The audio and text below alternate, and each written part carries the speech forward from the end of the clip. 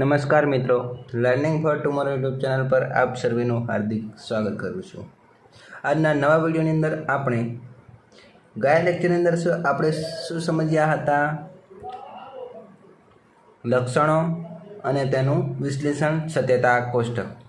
5 કારકોનું લક્ષણ સમજ્યા, 5 કારકોનું વિશ્લેષણ અને 5 કારકોનું સત્યતા કોષ્ટક. ફરીથી તમને બધાને રિવિઝન કરાવી દઉં. નિષેધનું લક્ષણ શું હતું? જો P વિધાન સત્ય હોય તો નિષેધ P એ વિધાન અસત્ય, અને જો P વિધાન અસત્ય હોય તો નિષેધ P એ વિધાન સત્ય. આ થયું નિષેધનું લક્ષણ. સમુચ્ચયનું લક્ષણ શું હતું? જો P અને Q બંને વિધાનો સત્ય હોય તો અને તો જ P સમુચ્ચય Q એ વિધાન સત્ય, નહીં તો અસત્ય. વિકલ્પનનું લક્ષણ કેવી રીતે છે? જો બંને વિધાનો અસત્ય તો અને તો જ અસત્ય, નહીં તો સત્ય. એવા સંયુક્ત વિધાનને વિકલ્પન વિધાન કહે છે. શરતીનું લક્ષણ કેવું છે? જો પૂર્વાંક સત્ય હોય અને ઉત્તરાંગ અસત્ય તો અને તો જ અસત્ય, નહીં તો સત્ય. દ્વિશરતીનું લક્ષણ કેવી રીતે થશે? જો બંને વિધાન સત્ય હોય અથવા બંને વિધાન અસત્ય તો અને તો જ સત્ય, નહીં તો અસત્ય. બંને 5 કારકોનું લક્ષણ સમજાઈ ગયું. હવે જટિલ સંયુક્ત વિધાન એટલે શું તે વિશે ચર્ચા કરીએ. જે સંયુક્ત વિધાનમાં એના ઘટકરૂપ અંગ તરીકે શું કીધું છે? જે સંયુક્ત વિધાનમાં તેના ઘટકરૂપ અંગ તરીકે એક કે તેથી વધુ સંયુક્ત વિધાનોનો સમાવેશ થતો હોય તેને જટિલ સંયુક્ત વિધાન કહે છે. જટિલ સંયુક્ત વિધાનમાં એના ઘટકરૂપ વિધાન તરીકે એક કે તેથી વધુ કેવા વિધાનોનો સમાવેશ થયો હોય? સંયુક્ત વિધાનોનો સમાવેશ થતો હોવાથી જટિલ સંયુક્ત વિધાનની રચનામાં એક કરતાં વધારે કારકોનો ઉપયોગ થતો હોય છે. આથી જટિલ સંયુક્ત વિધાનની વ્યાખ્યા આ પ્રમાણે આપી શકાય. બીજી વ્યાખ્યા કેવી રીતે છે? જટિલ સંયુક્ત વિધાન એટલે 2 કે તેથી વધુ કારકોનો ઉપયોગ વડે રચાયેલું વિધાન. ઉદાહરણ તરીકે સમજો. P શરતી Q દ્વિશરતી R. બરાબર, એક કરતાં વધારે થયા શરતીનું કારક, દ્વિશરતીનું કારક. 2 કે તેથી વધુ કારકોનો ઉપયોગ વડે રચાયેલું વિધાન. આ વિધાન કેવું થશે? આ વિધાન સંયુક્ત વિધાન છે, પરંતુ દ્વિશરતીનું કારક લાગેલું છે સર્વોપરી કારક તરીકે. જે જટિલ સંયુક્ત વિધાન એક પ્રકારનું સંયુક્ત વિધાન છે, તેથી જ સંયુક્ત વિધાનનો સત્યતા ફલનલક્ષી હોય છે. તેમ જટિલ સંયુક્ત વિધાનો પણ કેવા હોય છે? સત્યતા ફલનલક્ષી. જેવી રીતે સંયુક્ત વિધાનો સત્યતા ફલનલક્ષી વિધાનો હતા, તેવી જ રીતે જટિલ સંયુક્ત વિધાનો પણ કેવા હોય છે? સત્યતા ફલનલક્ષી વિધાનો હોય છે. જટિલ નિષેધક વિધાન, જટિલ સમુચ્ચયિક વિધાન, જટિલ વિકલ્પન વિધાન, જટિલ શરતી વિધાન, જટિલ દ્વિશરતી વિધાન. આ 5 પ્રકારના સત્યતા ફલનલક્ષી સંયુક્ત વિધાનો છે. સત્યતા ફલનલક્ષી જટિલ સંયુક્ત વિધાનોને પણ સત્યતા ફલનલક્ષી સંયુક્ત વિધાનોનું આ વર્ગીકરણ લાગુ પડે છે. જેવી રીતે જટિલ સંયુક્ત વિધાનોમાં જેવી રીતે વિધાનોનું વર્ગીકરણ લાગુ પડતું હતું, એવી જ રીતે આની અંદર પણ વિધાનોનું વર્ગીકરણ લાગુ પડે છે. રાઈટ? શું કીધું છે? અર્થાત જટિલ સંયુક્ત વિધાન પણ કેવા હોય? નિષેધ, સમુચ્ચય, વિકલ્પન, શરતી અને દ્વિશરતી 5 પ્રકારના. જટિલ નિષેધક વિધાન કોને કહેવાય? તેની પ્રાતિક રજૂઆત સમજીએ. ખેલ મહાકુંભ યોજાશે અને રજા પડશે એમ નથી. શું કીધું છે? ખેલ મહાકુંભ યોજાશે એના માટે R વિધાન, રજા પડશે એના માટે H વિધાન. અને શબ્દ લાગ્યો છે, અને માટે શાનું કારક લાગશે? સમુચ્ચયનું. કૌંસની અંદર મૂકવાનો, પરંતુ અંતે શું કર્યું છે? વાક્યનો નિષેધ કર્યો છે. નિષેધનું કારક આગળ લાગશે. શા માટે? નિષેધનું કારક માત્ર તેની જમણી બાજુએ આવેલા વિધાનને લાગુ પડતું હોય છે. બીજું વિધાન શું કહે છે? કાં તો ખેલ મહાકુંભ યોજાશે, આ આપણું થયું R વિધાન, અથવા રજા પડશે, આ આપણું થયું H વિધાન. વચ્ચે અથવા છે એટલે શું આવશે? વિકલ્પનનું કારક લાગશે. અથવા છે માટે વિકલ્પનનું કારક, એટલે પ્રાતિક રજૂઆત કેવી થશે? R વિકલ્પન H. વાક્યનો શું થયું છે? નિષેધ, એટલે આગળ નિષેધનું કારક. ત્રીજું વિધાન શું કહે છે? જો આપણી ટીમ જીતશે તો મીઠાઈ વહેંચાશે. જો અને તો માટે શું હશે? શરતી. આપણી ટીમ જીતશે એના માટે ટી વિધાન, મીઠાઈ વહેંચાશે એના માટે એમ વિધાન. બરાબર. એ વાત ખરી નથી. શું કીધું? વાક્યનો નિષેધ કર્યો. એટલે નિષેધ ક્યાં આવશે? આગળ. એટલે પ્રાતિક રજૂઆત કેવી રીતે થશે મિત્રો? નિષેધ કૌંસની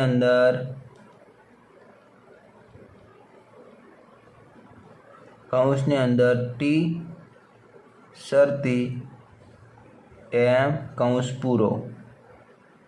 આ થઈ આપણી પ્રાતિક રજૂઆત. આગળ નિષેધનું કારક લાગ્યું. ટી વિધાન શાના માટે છે? આપણી ટીમ જીતશે એના માટે. એમ વિધાન શાના માટે છે? મીઠાઈ વહેંચાશે એના માટે. સમજાઈ ગયું?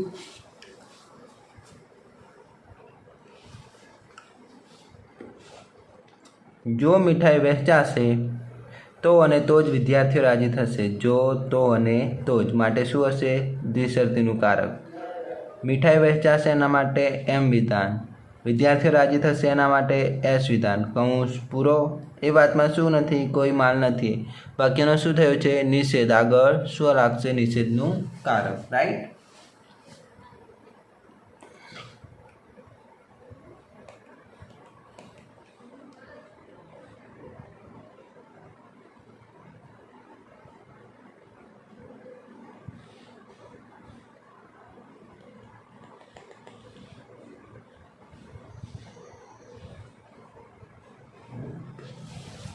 ઉપરના ચારેય જટિલ સંયુક્ત વિધાનો તપાસતા એ બાબત સ્પષ્ટ થાય છે કે ચારેય વિધાનો કેવા છે? નિષેધવાચક વિધાનો છે. તેમના પહેલા વિધાનમાં સમુચ્ચયનો નિષેધ કર્યો છે, બીજા વિધાનની અંદર વિકલ્પનનો નિષેધ કર્યો છે, ત્રીજા વિધાનમાં શરતી વિધાનનો નિષેધ કર્યો છે, ચોથા વિધાનની અંદર દ્વિશરતી વિધાનનો નિષેધ કરેલો છે. આપણે જોઈએ છીએ કે જટિલ નિષેધક સમગ્ર સંયુક્ત વિધાનને નિષેધ થયેલો હોય છે. હવે જો જટિલ સામુચ્ચયિક વિધાન. ખેલ મહાકુંભ યોજાશે અને રજા પડશે. ખેલ મહાકુંભ યોજાશે માટે કયો શબ્દ? આર વિધાન. રજા પડશે એના માટે એચ, પરંતુ શું કીધું છે? રજા પડશે એના માટે એચ વિધાન લખ્યું. નહીં માટે નહીંનું નિષેધનું કારક. એટલે કેવી રીતે થશે? આર અને માટે સમુચ્ચય, રજા પડશે નહીં માટે એચ. કેવું વિધાન થશે? આ રીતે તેની પ્રાતિક રજૂઆત થશે. કાં તો ખેલ મહાકુંભ યોજાશે અથવા રજા પડશે. કાં તો અથવા છે માટે શું આવશે? વિકલ્પન. ખેલ મહાકુંભ યોજાશે માટે આર વિધાન, રજા પડશે એના માટે એચ વિધાન. કૌંસમાં કરવાનું. અને માટે સમુચ્ચય, વિદ્યાર્થીઓ રાજી થશે માટે એસ વિધાન. સમજાઈ ગયું? વિદ્યાર્થીઓ રાજી થશે એસ વિધાન, રજા પડશે એચ વિધાન, ખેલ મહાકુંભ યોજાશે આર વિધાન. કાં તો અથવા છે માટે વિકલ્પન અને શબ્દ માટે સમુચ્ચય. સમજાઈ ગયું? હવે આગળ શું કીધું છે?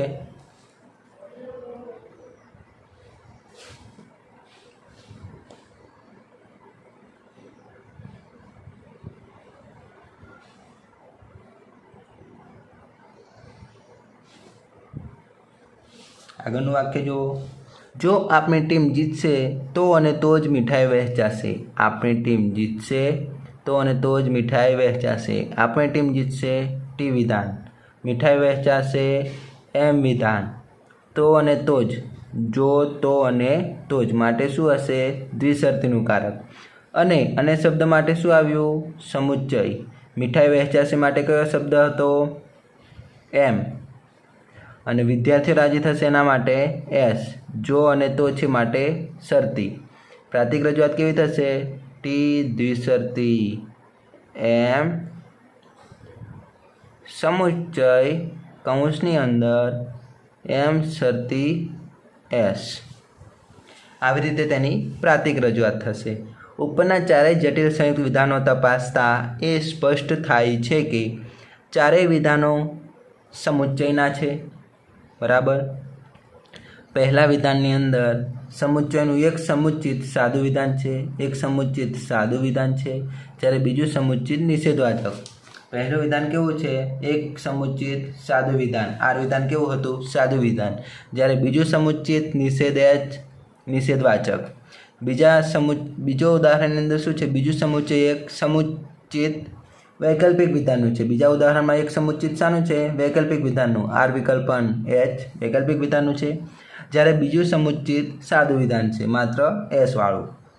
ત્રીજા ઉદાહરણની અંદર બંને સમુચિતો શરતી વિધાનના છે. જુઓ, આર શરતી એચ, એચ શરતી એસ, બરાબર. ચોથા ઉદાહરણની અંદર સમુચ્ચયનું એક સમુચિત દ્વિશરતી ટી દ્વિશરતી એમ, આ એક દ્વિશરતી વિધાન છે, જ્યારે બીજું સમુચિત શરતીનું છે, એમ શરતી એસ. આમ આપણે જોઈએ છીએ કે જટિલ સમુચ્ચયમાં ઓછામાં ઓછું એક સમુચિત તો કોઈ સંયુક્ત વિધાન હોવું જ જોઈએ, અને બીજું સમુચિત કાં તો સાદું, સંયુક્ત કે જટિલ સંયુક્ત હોઈ શકે. બરાબર.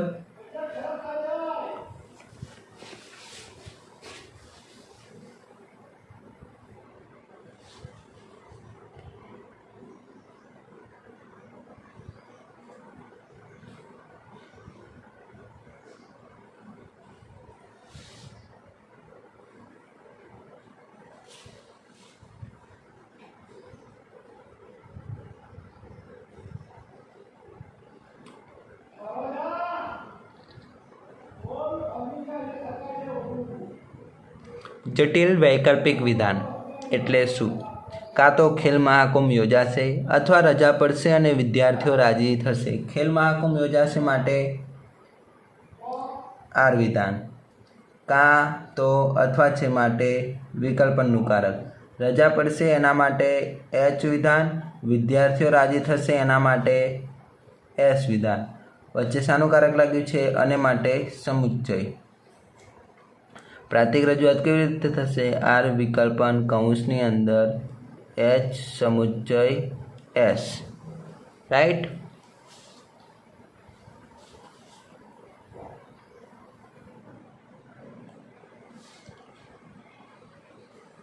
બીજું ઉદાહરણ શું કીધું છે? ફરીથી કાં તો અથવાનું, કાં તો અથવા છે માટે શું આવશે? વિકલ્પન.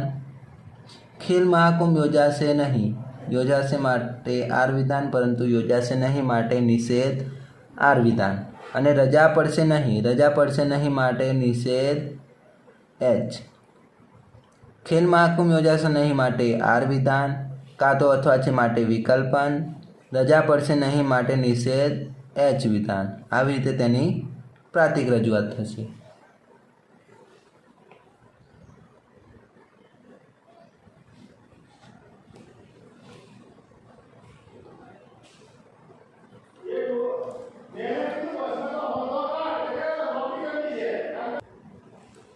આગળનું વિધાન શું છે? જો ખેલ મહાકુંભ યોજાશે તો રજા પડશે અથવા મીઠાઈ વહેંચાશે તો વિદ્યાર્થીઓ રાજી થશે.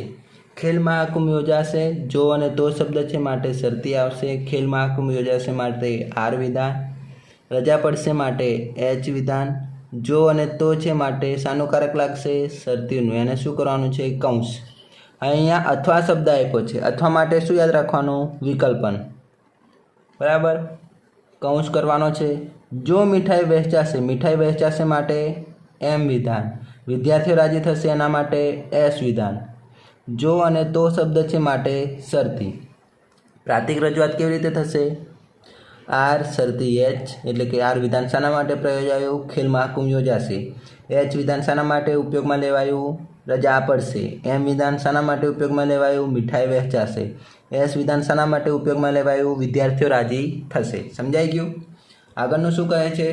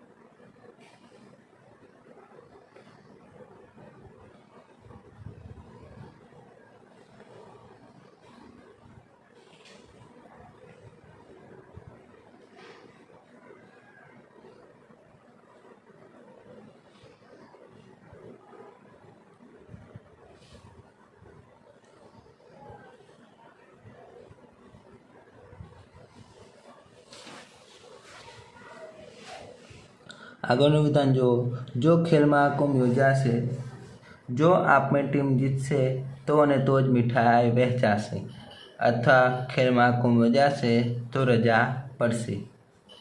શું કીધું છે?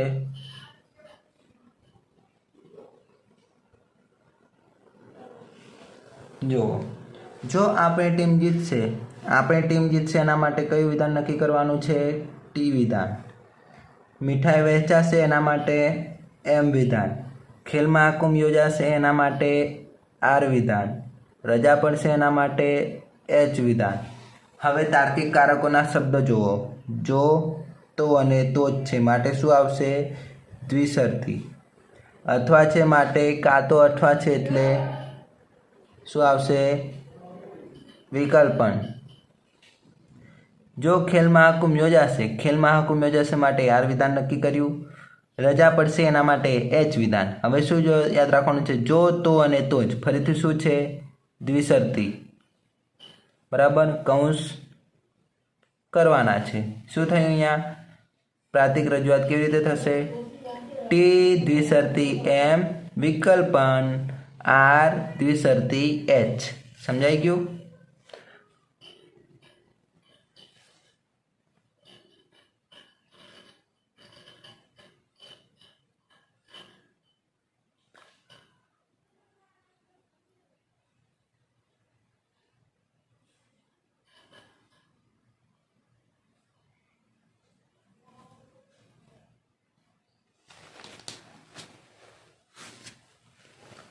ઉપરના ચારેય સંયુક્ત વિધાનો તપાસતા એ સ્પષ્ટ થાય છે કે ચારેય વિધાનો કેવા છે? જટિલ વિકલ્પન વિધાનો છે. તેમના પહેલા વિકલ્પમાં શું કીધું છે?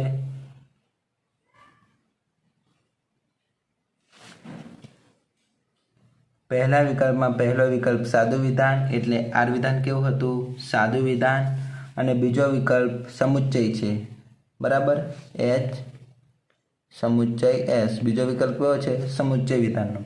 જ્યારે બીજા ઉદાહરણની અંદર બંને વિકલ્પો નિષેધના છે. નિષેધ આર વિધાન અને નિષેધ એચ વિધાન. બરાબર, આ બંને વિકલ્પો નિષેધના છે.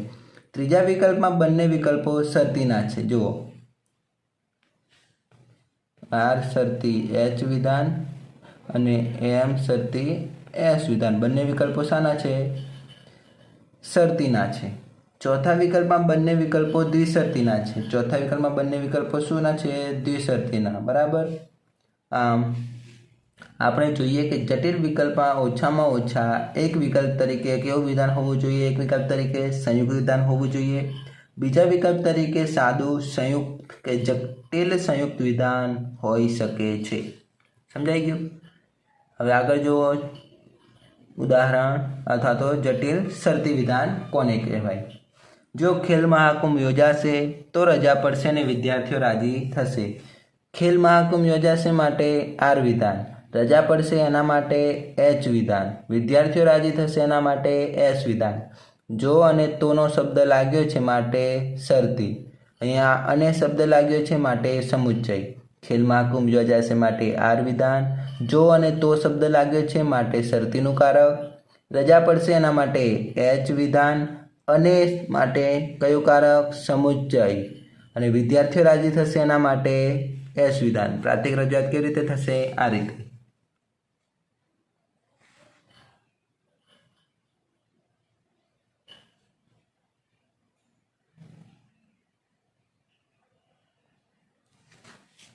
આગળનું વિધાન શું કહે છે? બીજા નંબરનું, જો ખેલ મહાકુંભ યોજાશે નહીં તો રજા પડશે નહીં. ખેલ મહાકુંભ યોજાશે માટે આર વિધાન રાખ્યું હતું, પરંતુ ખેલ મહાકુંભ યોજાશે નહીં માટે નિષેધ આર વિધાન. જો અને તો શબ્દ છે માટે શરતી. રજા પડશે એના માટે એચ વિધાન, પરંતુ રજા પડશે નહીં એના માટે નિષેધ એચ વિધાન. પ્રાતિક રજૂઆત આ રીતે થશે. રાઈટ. આગળનું જુઓ, શું કહે છે?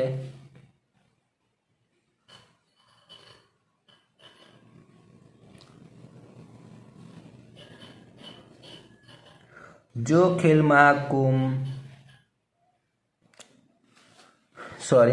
જો આપણી ટીમ જીતશે તો રજા પડશે અથવા મીઠાઈ વહેંચાશે.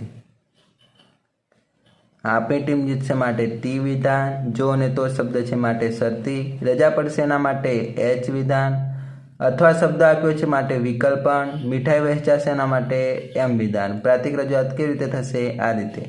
જો ખેલ મહાકુંભ યોજાશે અને આપણી ટીમ જીતશે. જો ખેલ મહાકુંભ યોજાશે, ખેલ મહાકુંભ માટે આર વિધાન, અને માટે સમુચ્ચય, આપણી ટીમ જીતશે માટે ટી વિધાન. કૌંસ કરવાનો.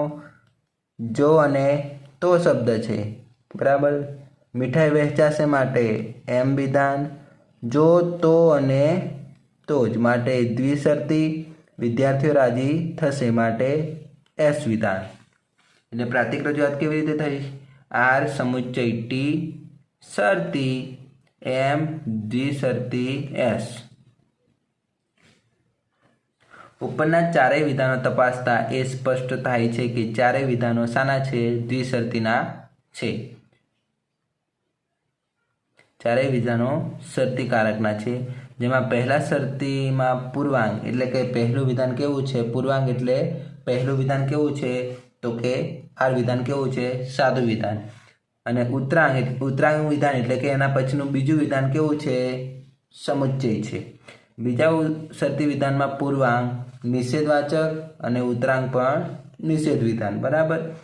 ત્રીજા ઉદાહરણમાં શરતીમાં પૂર્વાંગ સાદું વિધાન, પૂર્વાંગ કેવું છે? સાદું વિધાન, માત્ર ટી વાળું. જ્યારે ઉત્તરાંગ વૈકલ્પિક વિધાન. ચોથા ઉદાહરણની અંદર શરતી વિધાનમાં પૂર્વાંગ સમુચ્ચય છે, એકમાં સમુચ્ચય છે, અને ઉત્તરાંગ દ્વિશરતી છે. આમ જોઈએ કે જટિલ શરતી વિધાનમાં પૂર્વાંગ કે ઉત્તરાંગ એ બેમાંથી એક વિધાન કેવું હોવું જોઈએ? સંયુક્ત વિધાન હોવું જોઈએ. જ્યારે બીજું વિધાન સાદું, સંયુક્ત કે જટિલ સંયુક્ત હોઈ શકે. આગળ જટિલ દ્વિશરતી વિધાન એટલે શું? જો ખેલ મહાકુંભ યોજાશે અને આપણી ટીમ જીતશે. ખેલ મહાકુંભ યોજાશે માટે આર વિધાન, અને શબ્દ માટે સમુચ્ચય, આપણી ટીમ જીતશે માટે ટી વિધાન. શું કરવાનું છે? કૌંસ પદ. જો તો અને તો જ છે માટે દ્વિશરતી, રજા પડશે માટે એચ વિધાન. એવી રીતે થઈ પ્રાતિક રજૂઆત. બીજું શું કીધું? આપણી ટીમ જીતશે નહીં માટે નિષેધ, ટી વિધાન. જો તો અને તો જ છે માટે દ્વિશરતી, ખેલ મહાકુંભ યોજાશે માટે આર વિધાન, અને રજા અને શબ્દ માટે સમુચ્ચય, રજા પડશે એના માટે એચ વિધાન. કૌંસ કરી દેવાનો છે. સમજાઈ ગયું? ત્રીજું વિધાન જુઓ. જો તો અને તો જ છે માટે દ્વિશરતી આવશે. ખેલ મહાકુંભ યોજાશે માટે આર વિધાન, રજા પડશે એના માટે ટી વિધાન. તો જો અને તો શબ્દ છે માટે શરતી, કૌંસ કરવાનો છે. દ્વિશરતીનું કારક આવી ગયું છે. જો મીઠાઈ વહેંચાશે માટે એચ વિધાન, વિદ્યાર્થીઓ રાજી થશે એના માટે એમ વિધાન. જો અને તો શબ્દ છે માટે શરતી.